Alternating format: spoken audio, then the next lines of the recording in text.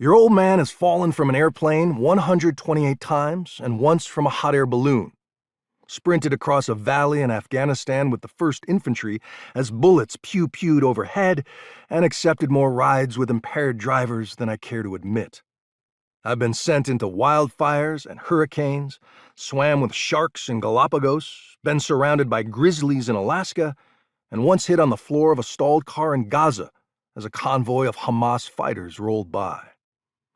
In each of those moments, exhilaration flooded fear, and if I ignore the prices paid by the less dumb lucky around me, these memories feel like adventure. But my narrowest brushes with death came from the sudden change in the basic ingredients of life: oxygen and hydrogen, air and water. The most recent scare came in 2019 on the Italian island of Ischia, a few days before your mom and I checked into the Dubrovnik lighthouse of your provenance. "There's a little arch next to that hole in the rock," our captain said as he pointed to the shoreline cliffs.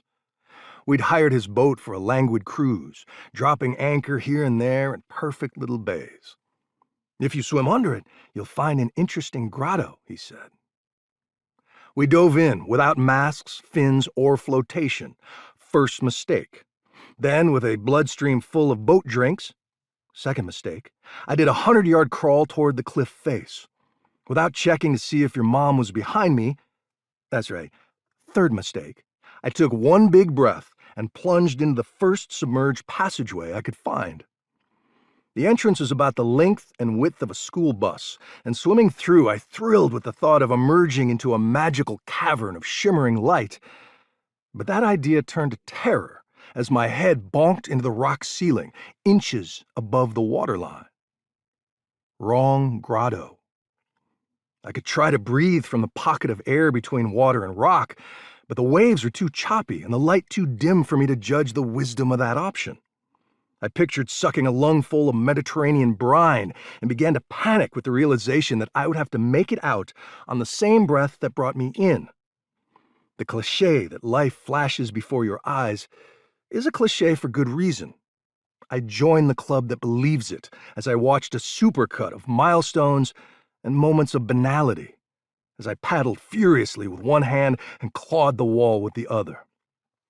Your mom, paddling in confusion, out in the sunlight. My mom, my dad, their divorce, my divorce, your sister at my funeral.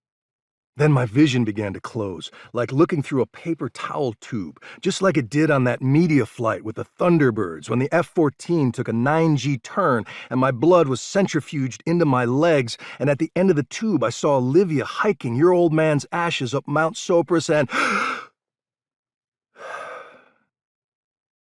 I've never seen you so afraid,